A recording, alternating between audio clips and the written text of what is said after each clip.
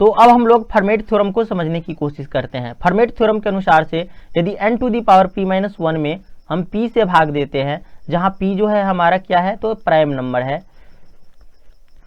और ये हमारा n का जो पावर है ये हमेशा p से एक कम होना चाहिए, तो हमारा रिमाइंडर जो है कितना बचेगा, हमेशा 1 बचेगा। ठीक है, तो फर्मेट थ्योरम के अनुसार से यदि n to the power p-1 में हम p से भाग देते हैं, जहां p हमारा प्राइम नंबर है, तो हमारा रिमाइंडर कितना आएगा, 1 आएगा। ठीक है, जहां p-1 को हम लोग बोलते हैं फॉर्मेट नंबर।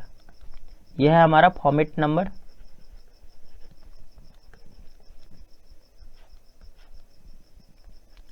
जैसे यहाँ पे है हमारा क्वेश्चन 37 टू दी पावर 28 में यदि हम 29 से भाग देते हैं, तो यहाँ पे हम देख सकते हैं कि ये जो है हमारा n का पावर मतलब 37 का पावर 28, ये 29 से कम है, एक कम है, और ये 29 जो है हमारा प्राइम नंबर है, तो हमारा रिमाइंडर यहाँ पे कितना आएगा, 1 आएगा।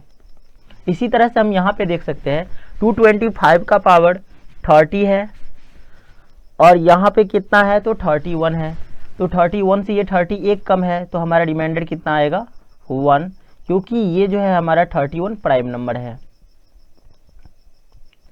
इसी तरह से यहाँ पे देख सकते हैं 13 टू दी पावर 18 है, इसमें यदि हम 19 से भाग देते हैं तो हमारा रिमाइंडर कितना आएगा, तो यहाँ पे देख सकते हैं कि ये हमारा प्राइम नंबर है और इससे एक ये कम है 18।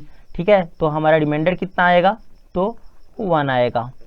इसी तरह से यहाँ पे देख सकते हैं, यहाँ पे क्या है, लेकिन 13 टू दी पावर 18 है और यहाँ पे 17 है, तो हम यहाँ पे ये 18 जो है 17 से कम नहीं है, 17 तो प्राइम नंबर है, तो हम क्या करेंगे, तो एक चीज़ करेंगे, यहाँ पे 17 से एक कम बनाने की कोशिश करेंगे। ठीक है, तो क्या करना पड़ेगा हमें, 17 से एक कम 16, तो यहाँ पे 16 लाने के लिए हमें 13 का स्क्वायर पहले निकाल लेना होगा, उसके बाद हम यहाँ पे 13 के बाद 13 के पावर में 16 लिखेंगे और बट्टे 17। ठीक है, इस तरह से लिख सकते हैं, ये हो जाएगा 13 का पावर 2 और 13 का पावर 16, दोनों पावर जुट के 18 हो जाएगा। ठीक है, तो इस तरह से लिख सकते हैं। तो अब यहाँ पे देखेंगे हम कि 17 से ये 16 एक कम है और ये हमारा प्राइम नंबर है, तो यहाँ पे रिमाइंडर कितना आएगा, 1, ये 13 के स्क्वायर, यहाँ पे तो रिमाइंडर हमारा 1 आएगा 17 से भाग देने के बाद, तो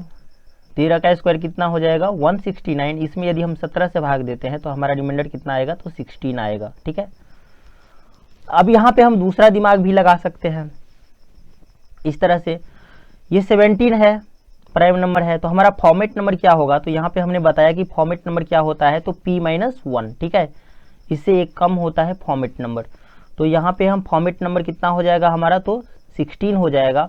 अब हम क्या करेंगे, तो 16 से 18 में भाग देंगे, तो हमारा रिमाइंडर कितना आएगा, 2, तो 13 टू दी पावर 2 जो है ये हमारा रिमाइंडर होगा। अब हम यहाँ पे देख सकते हैं, ये हो जाएगा 13 का स्क्वायर 169, इसमें यदि हम 17 से भाग देते हैं तो हमारा 16 आएगा रिमाइंडर। ठीक है, तो इस तरह से हम लोग क्वेश्चंस को सॉल्व कर सकते हैं। यहाँ पे हमारा क्वेश्चन 96 टू दी पावर 93 है और बट्टे में 47 है, तो 96 टू दी पावर 93 में 96 टू दी पावर 93 में यदि हम 47 से भाग देते हैं तो हमारा रिमाइंडर क्या आएगा, तो हम यहाँ पे देख सकते हैं कि ये 47 हमारा प्राइम नंबर है। ठीक है, तो यहाँ पे हम दो ट्रिक का यूज़ कर सकते हैं। एक तो हम डायरेक्ट यहाँ पे क्या करेंगे, तो ये हमारा है 93, तो 47 का फॉर्मेट नंबर कितना होगा, तो 46 होगा, तो 46 से हम 93 में भाग देंगे, हमारा रिमाइंडर कितना आएगा, तो 1 आएगा। तो यहाँ पे लिखेंगे 96 टू दी पावर 1 और बट्टे में 47, और यहाँ पे हम 47 से इसमें भाग देंगे, इसमें 47 से भाग देंगे तो हमारा रिमाइंडर कितना आएगा, तो 47 दूनी 94, तो 2 आ जाएगा हमारा रिमाइंडर। ठीक है, या फिर हम ऐसे कर सकते हैं, इसमें पहले बाइनोमियल थ्योरम का यूज़ करेंगे, तो बाइनोमियल थ्योरम का यूज़ यदि करते हैं हम, तो 47 से 96 में भाग देकर रिमाइंडर चेक करना पड़ेगा, तो 47 से 96 में भाग देते हैं तो हमारा रिमाइंडर 2 आता है, तो 2 टू दी पावर 93 लिखेंगे और बट्टे में 47। तो अब हम क्या करेंगे, तो फॉर्मेट थ्योरम का यूज़ करेंगे, तो हमारा फॉर्मेट नंबर कितना होगा, तो हमारा फॉर्मेट नंबर होगा 46 से इसमें भाग देंगे, हमारा रिमाइंडर आएगा कितना, तो 1, तो 2 टू दी पावर 1 बट्टे 47।